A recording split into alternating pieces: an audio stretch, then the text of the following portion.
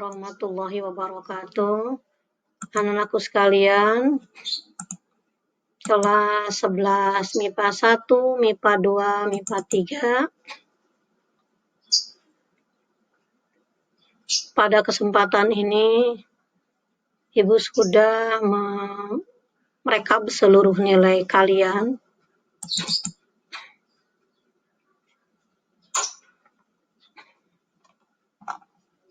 Dan sudah Ibu jumlahkan seluruh aktivitas kalian yang sudah ada di Google Classroom, di YouTube, dan absensi harian, serta ulangan. Nah, ulangan kemarin, ulangan tengah semester, masih banyak beberapa siswa yang nilainya di bawah KKM. Dan tentu akan Ibu bahas soal ini. Mohon maaf, lagi kurang sehat. Akan dibahas soal ini. Jadi mudah-mudahan nanti saat kalian remedial kembali sudah lebih memahami jawabannya, atau kalau belum paham boleh nanti bertanya. Sekarang pada UTS kemarin ada 4 pokok bahasan. Yang pertama, jaringan dan organ tumbuhan. Soal pertama, kalian akan melihat gambar penampang melintang jaringan tumbuhan monokotil. Dan di sini kalian melihat sel-sel dari mulai epidermis atas, epidermis bawah, serta di bawahnya ada kutikula. Nah, ini yang ditanyakan ini paling dalam. Ini kan lingkaran vaskular atau jaringan pengangkut. Ini bendel vaskular yang terang. Dan di sini ada sel-sel kecil, ya, pembuluh ayak, pembuluh tapis. Nah, tentu kalau yang ditanya ini yang besar, ini adalah ya sel mati, trakeid. Trakeid itu milik siapa? Dari jaringan pengangkut, pasti milik dari xilem. Ya, kalau yang ini masih hidup, jaringan hidup adalah fluid, karena ini jaringan pengangkut. Jadi jaringan pengangkut itu terdiri xilem, ini yang terang benderang, dan fluid yang kecil-kecil. Yuk kita cari pertanyaannya apa? Perhatikan gambar berikut ini. X merupakan sel dari, apa tadi jawabannya? Xilem, ya? Betul, jawabannya xilem. Oke, kita lihat sekarang, perhatikan organ berikut yang berfungsi sebagai tempat fotosintesis. Ini masih organ melintang daun. Tapi ini daun dikotil. Nih. Nomor 1 epidermis. Atas ada kutikulanya. Nomor 4 epidermis bawah, nih ada stomatanya. Beda sedikit ya anatominya dengan jaringan monokotil. Ini ada jaringan pagar nih yang berbentuk rapih. Ya. Kayak pagar berderet. Ini jaringan spon. Tertumpuk tidak beraturan. Nah, ini yang bulat sama jaringan pengangkut. Tapi di sini fotosintesis tentu nomor 2, nomor 3. Kita lihat jawabannya. Betul ya, nomor 2, nomor 3.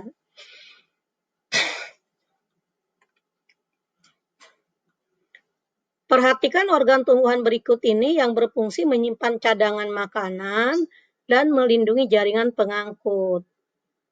Nah, ini kalau ada organ tumbuhan begini, di tengahnya kelihatan kayak huruf X, ini adalah apa? Akar ya. Ada akar, ada jaringan, sel yang selapis ada di tengah. Ini kalau ini di luar kan korteks nih, di tengah tuh. Nah, ini namanya epidermis. Nah, ini xilem, fluidnya ya di luar ini, yang berbentuk xilem. Pertanyaannya, yang berfungsi menyimpan cadangan makanan. Kalau di buku mungkin kalau kalian buka namanya sarung tepung. dan melindungi jaringan pengangkut. Karena di dalam jaringan pengangkut berarti yang di luar ini nih. Nomor berapa nih? Nomor 2 ya. Coba kita lihat benar nggak? Oh, salah ini ya.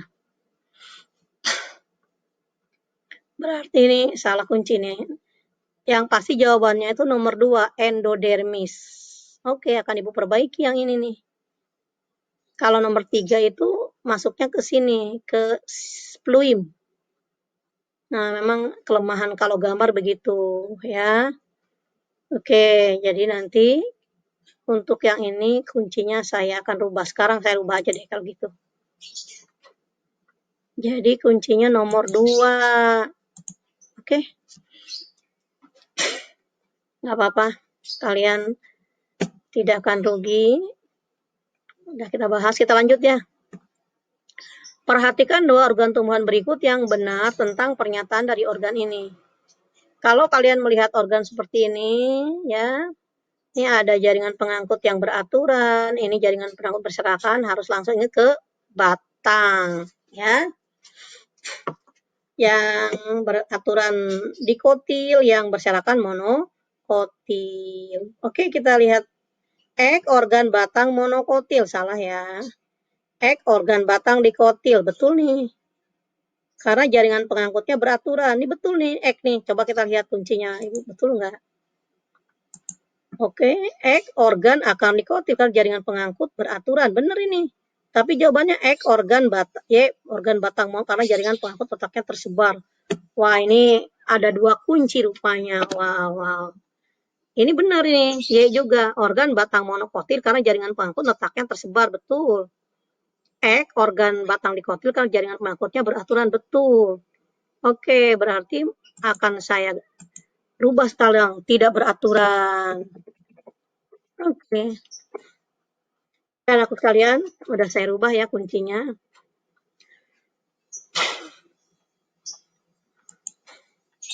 Nah, kita ke sini.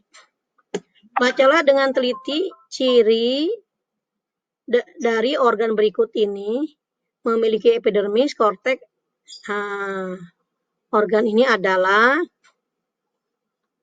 ada endodermis nih. Kalau endodermis itu hanya milik akar.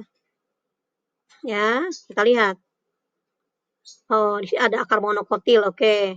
Epidermis, korteks, endodermis, perisikel, kambium, silem. Nah, silemnya tidak beraturan. Nah, kalau silemnya tidak beraturan, akar dikotil tadi yang berbentuk bintang. Karena kalau silemnya beraturan tuh monokotil. Oke, untuk yang ini kuncinya benar anakku sekalian. Oke, kita lihat soal yang ini. Lihat gambar berikut yang berfungsi sebagai jaringan pelindung dan mengantar sari makanan. Pelindung berarti epidermis ya, nomor 2. Yang mengantar sari makanan berarti fluim. Kalau fluim berarti nomor 4. Ya. Kalau ini kan silem, mengantar air. Oke, kita lihat ini 24. Betul ya kuncinya. Oke, kunci ini betul. Jika terdapat angin yang besar, maka pohon dari ranting akan mengikuti arah angin.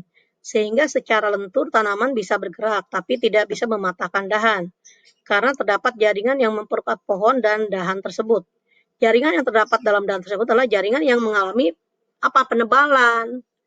Teman-teman? Ayo. Penebalan apa?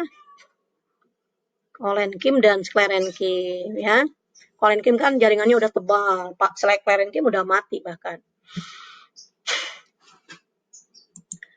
Ada beberapa fungsi dari jaringan tumbuhan. Menyimpan zat makanan, dapat menjadi jaringan meristematik ya. Yang ditanyakan apa? Yang merupakan fungsi jaringan parenkim. Oh, parenkim. Ya, parenkim itu jaringan yang bisa menyimpan zat makanan, dapat menjadi jaringan meristematik. Kalau kita cangkokkan kulit itu bisa menjadi akar, berarti dia meristematik juga. Alat ekresi, membuang racun kan, membuat sel getah, menghasilkan getah itu ekresi. Dapat menyimpan air, ya betul. Berarti betul ya kuncinya. Memiliki dinding sel yang tebal dan keras. Dinding sel elastis bersifat primer, sekunder, bahkan tersier. Sel dewasanya mati. Nah, kalau ada sel mati, udah sklerenkim, itu betul kuncinya.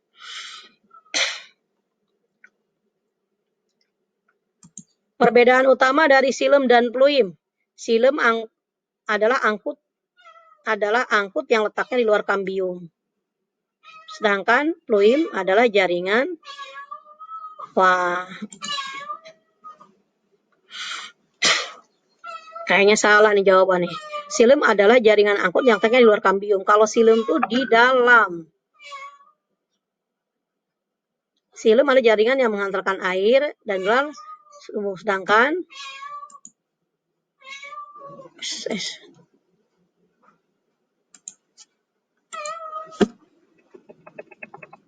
fluim adalah jaringan yang melakukan. Nah, ini A nih yang benar nih. Oke, kuncinya salah, diperbaiki. Oke. Itu materi ulangan dari jaringan tumbuhan. Sekarang kita akan ke pokok bahasan jaringan organ dan sistem organ pada hewan. Bacalah dengan teliti ciri dari jaringan berikut. Letak sel jaringan tidak berhimpit jika hanya berhubungan pada ujung protoplasmanya saja. Mempunyai bentuk sel yang tidak teratur, inti sel menggelembung dan sitoplasmanya bergranula. Serta mempunyai komponen intraselular atau matrik jaringan. Ini adalah jaringan ikat ya. Karena kalau jaringan epitel kan teratur di luar, jaringan syaraf panjang-panjang. Jaringan otot ya udah ketahuan bentuknya ya. Oke. Jaringan ikat yang paling banyak komponen-komponen yang berbeda-beda. Perhatikan gambar berikut yang berfungsi sebagai absorpsi dan difusi. Absorpsi, menyerap. Difusi. Ya. Coba kita lihat 3, 4 betul. 3 itu absorpsi. Ini biasanya pada tubulus ginjal. Ini pada alveolus, jaringan kapiler darah ya. Betul, jaringan kunci jawaban betul.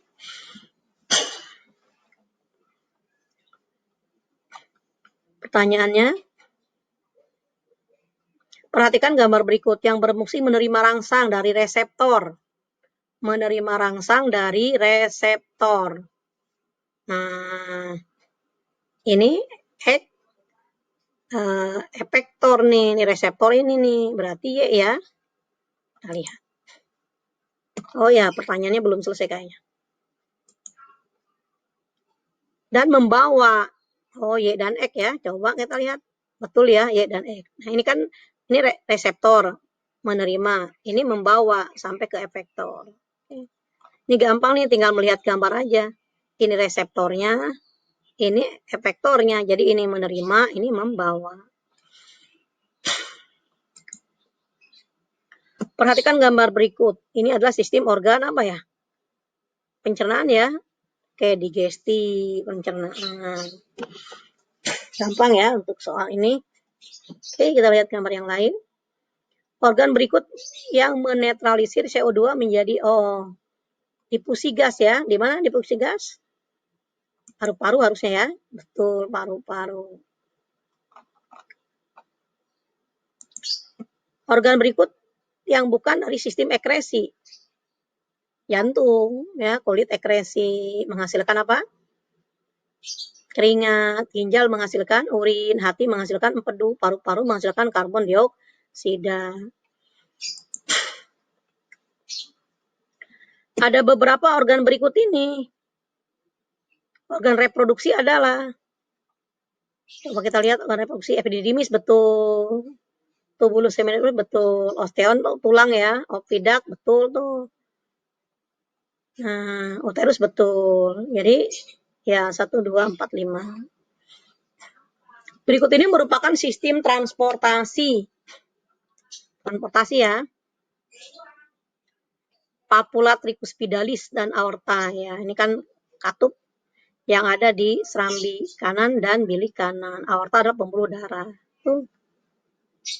Perhatikan gambar berikut yang memiliki kerja secara involunter, tidak sadar. polos ya, dan jantung. X dan Y. Ah, betul.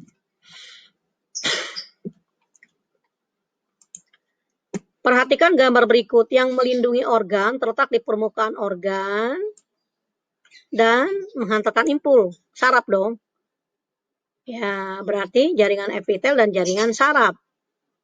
Y dan Z. Ya, kalau ini apa? Oke, ini otot ya. Nah, ini epitel. Jadi Y dan Z. Betul. Oke, sekarang materi ke alat gerak pasif tulang. Sistem rangka manusia terdiri dari 216 tulang penyusun yang termasuk tulang aksial. Tulang aksial, tulang belakang. Ya, kalau ini kan apa namanya ini? Alat gerak, vertebrae doang yang di tengah ya, kayak gampang. Berdasarkan bentuknya terdapat beberapa jenis tulang, tulang pipa, tulang pendek, tulang pipi, dan tulang berbentuk tidak beraturan. Berikut merupakan tulang pendek. Tulang pendek ya karpal. Karpal itu apa? Telapak tangan, itu pendek. Kalau humerus panjang, ulna panjang, poste panjang, phalanges juga panjang. Ya. Jadi karpal itu pergelangan tangan, itu pendek. Yang berfungsi membentuk sel darah merah dan sel darah putih. Tulang pipi, ya. Oke. Perhatikan gambar berikut. Perbedaan antara X dan Y. X dan Y. Ini tulang spon, ini tulang kompak ya. Langsung kuncinya aja biar bacanya nggak kelamaan. Y, tulang kompak memiliki banyak osteosit. Iya betul. Kalau ini kan tulang spon. Kalau tulang spon nggak ada sel tulangnya. Tapi kalau osteosit, kalau tulang kompak ya karena dia berbentuk half face, lingkaran. Jadi banyak sel tulangnya. Perhatikan gambar berikut. Persendian diartrosis berikut pada sendi engsel adalah sendi engsel ya. HJ. H, ya engsel. J juga ya jari-jari ya. Dengkul ya ini. Yang bisa digerakkan ke dua arah. Perhatikan gambar persendian ini. Sendi peluru, sendi engsel, sendi pelana. Sendi peluru. 2. Betul ya, peluru. Sendi engsel. 3. Sendi peluru, sendi engsel, sendi pelana. Sendi engsel tuh nomor 4. 2, 4. Dan pelana 6. Wah, 2, 4, 6. Oh ya betul-betul ini. Nah ini. Oke, kuncinya betul. Aduh, mohon maaf. Lagi kurang sehat, tapi tetap kita harus tetap belajar jarak jauh. Semangat, semangat. Bacalah proses osifikasi berikut ya. Urutan yang benar adalah kita lihat, cek nomor 6 dulu awalnya ya. Tulang rawan mengandung osteoblast. Terus satunya, osteoblast akan membentuk osteosit. Ya, dibalik ya jadinya ya. Oke, tinggal dibaca aja. Karena itu sudah berurutan lah, gampang. Kuncinya tahu. Perhatikan gambar berikut. Osifikasi sekunder di mana? 4 ya. Nah, ini osifikasi sekunder ini masih primer. Ya, ini udah sekunder nih. Nih, sekunder. Ini sutura nih. Sendi apa? Mati. Sinantrosis, fibrosis. Ya, betul ya. Kuncinya betul.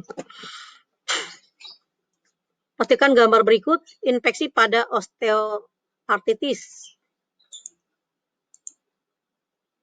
3 saja. Yang mana 3 saja? Ini. Pada tulang rawannya ya. Mengalami infeksi. Sehingga nanti rapat. Dengkul akan berbunyi. Oke, sekarang bab terakhir nih. Sistem gerak otot sebagai gerak aktif. Gimana nih soalnya? Otot ini akan bekerja khusus untuk memompa darah. Jaringan otot ini berkontraksi secara terus-menerus. Otot ini akan dipenuhi oleh saraf jantung ya tentunya ya. Gampang itu. Memompa darah. Ini otot jantung. Ada cabang-cabangnya nih. Karena yang lain tidak bercabang. Ini saling berikatan.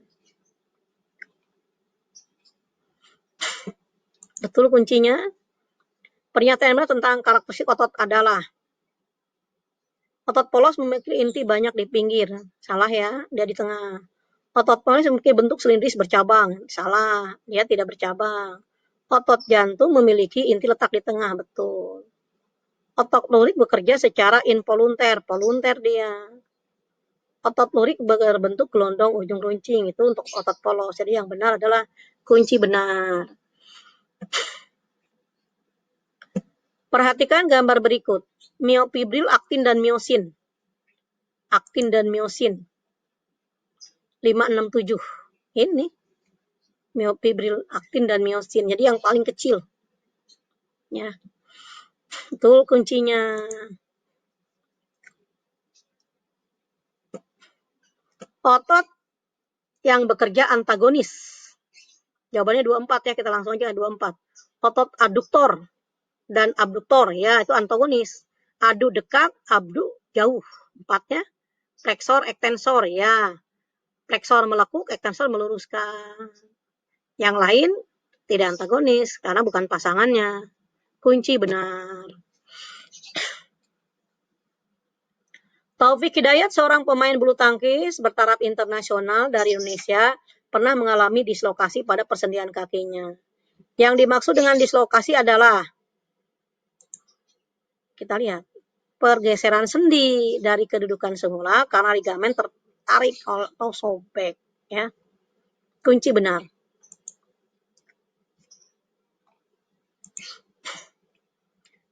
Bagian otot yang melekat pada tulang sehingga dapat menggerakkan tulang secara aktif, insersio. Kalau tidak bergerak namanya origo. Ya. Kunci benar. Pernyataan berikut merupakan persamaan antara sel otot jantung dan sel otot rangka.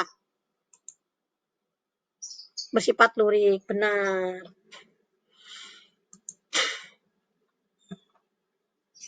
Perhatikan gambar berikut, perubahan yang terjadi dari relaksasi ke kontraksi. Pita I memendek, zona H memendek. Pita I, ini memendek.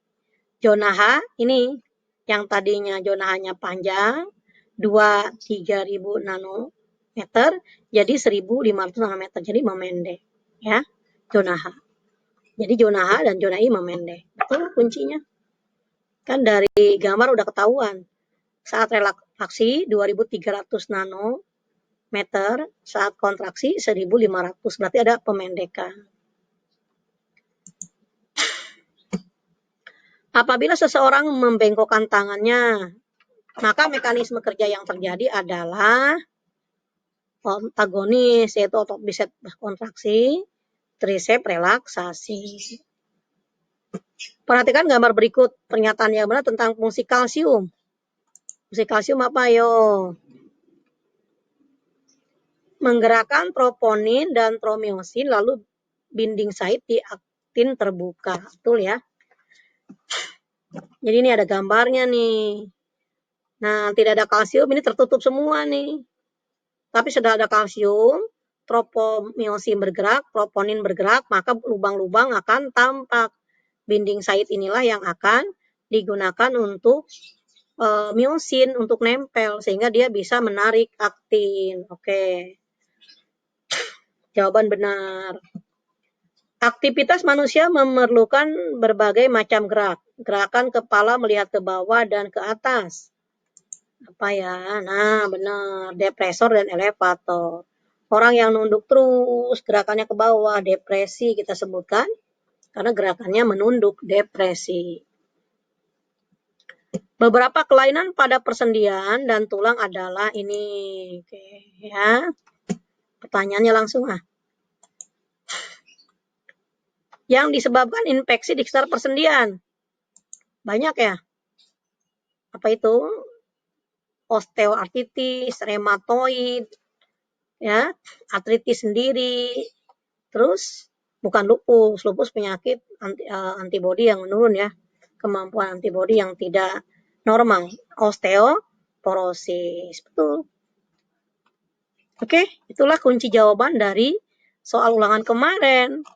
Dan nanti kalian ulangan kembali, mudah-mudahan masih ingat kunci jawaban yang sudah Ibu berikan, sehingga nilai kalian semuanya tuntas. Terima kasih. Wassalamualaikum warahmatullahi wabarakatuh. Semoga kalian tetap semangat, ya. Kalian belajar jauh tuh seperti orang yang kuliah, kalau zaman dulu UT, Universitas Terbuka.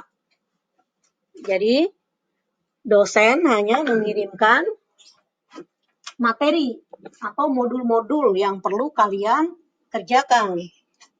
Lalu kalian kerja, buka modulnya. Kalau Ibu sekarang kan video, buka videonya. Setelah itu lalu kalian pelajari soal-soalnya. Ya begitulah. Belajar jarak jauh, memang belajar itu sangat tergantung dari aktivitas siswa. Jadi kalau siswanya aktif ya bisa. Kalau siswanya tidak aktif ya tidak bisa. Jadi guru hanya sebagai fasilitator, pembuat soal, dan mendengarkan keluhan. Dan jika kamu mau bertanya, ya dengan senang hati. Kita akan menjawab pertanyaan-pertanyaan. Nih, ini ulangan kalian kemarin banyak yang tidak tuntas. Tapi ada yang 83 ya. Ada yang 72, 74, ada yang masih 40, 46, ada yang 85 juga. Ya, 87 bagus. Nah, yang nilai-nilainya masih di bawah KKM, ya, silakan untuk dilanjutkan untuk remedial. Soal akan Ibu buka lagi. Yang nilai sudah 70 ke atas, ya tidak usahlah. Oke, anakku sekalian. Yang remedial paling tinggi 80. Soalnya masih sama, tapi nilai skornya sudah berbeda. Soalnya 40. Waktu ulangan pertama, skornya 100. Sekarang sudah dibahas, kamu tinggal mengingat kembali, kamu ulangan kembali. Kalau kamu ingat semua apa yang tadi Ibu bahas, maka skor kamu 80 dan itu tuntas. Oke, anakku sekalian, terima kasih atas attention kalian dan Ibu berharap kalian semangat selalu. Semangat terus di dalam belajar jarak jauh. Nah, ini yang Ibu lakukan ya memeriksa Google Classroom kalian, ya. Kalian tetap beraktivitas aja. Yang penting jaga kesehatan. Oke, anakku sekalian, Ibu akhiri proses pembahasan soal untuk remedial. Wassalamualaikum warahmatullahi wabarakatuh.